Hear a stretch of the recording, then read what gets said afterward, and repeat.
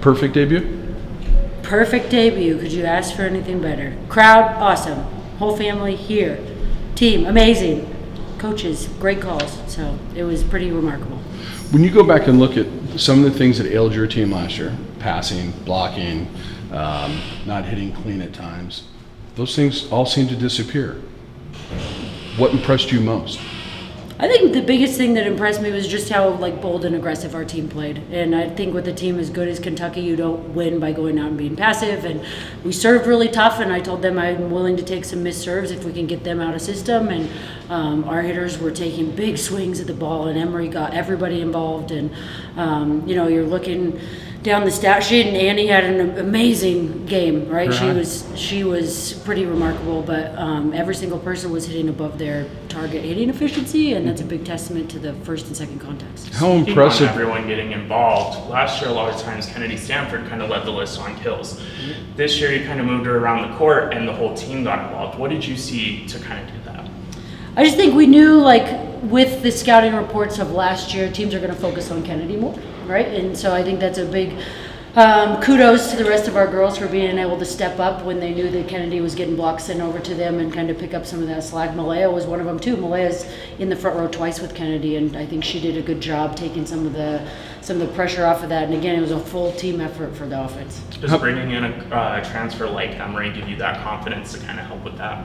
She did wonderfully, not only locating balls, but the team wants to play for her. They love her, and she's constantly asking them, what do you need more and what do you need better? And so, yeah, she did awesome putting the team in a great position to score in those rotations. I was going to ask, how impressive was she tonight in her first night as your setter with hitters that she hadn't worked with for, about 8 months? Yeah, for sure to set every single person above 300, again, I'm not looking at it, is pretty dang impressive against a very physical blocking team.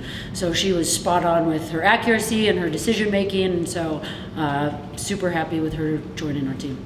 Obviously, matches going on, you're busy doing stuff, but were you able to at any point kind of sit there and be like, wow, it's loud, there's a huge crowd? Just how much were you able to absorb that? Yeah, I think there was a point in set 4, I don't know, when maybe we were at 22, and I was like, holy cow, this is pretty remarkable. And again, you tell your team to finish it, so I tried not to look ahead too much, but one of my speech points before the game was telling the girls, take a moment and breathe it in, because there's very few people that get to play in front of a crowd like this in the whole country, so make sure you enjoy some of those little moments. It's very much a similar roster. Would you have expected you outblock a team like Kentucky 12-2, the way you blocked last year?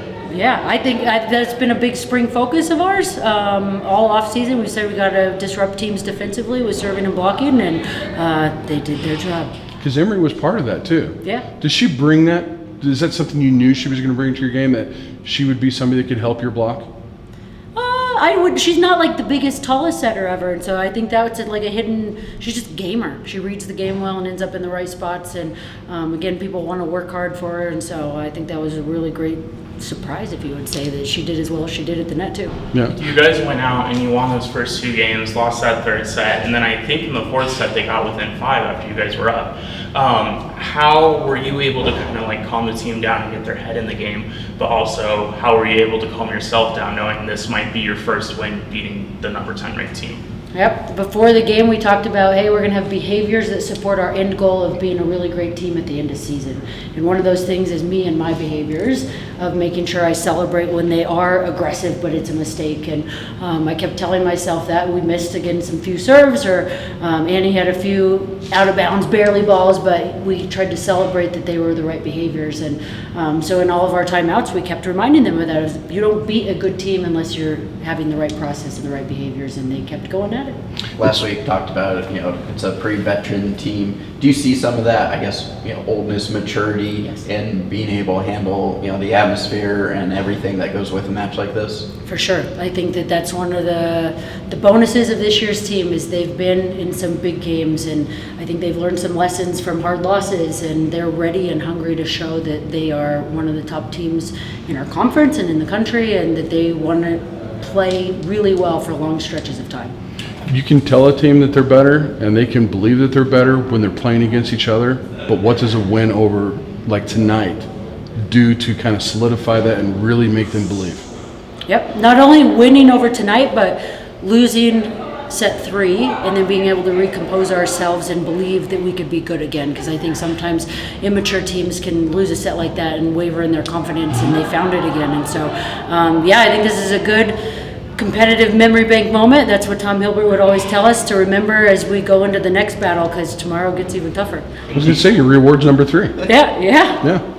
Do you try to take that momentum from tonight into tomorrow, and how do you do that? For sure. I mean, they have to be brave against tomorrow. Tomorrow really is one of the top teams in the country, and they returned every single person from last year's Elite 8 team. And so, same processes, same behaviors. Let's go get them. Okay. Awesome. Thank you. Congratulations.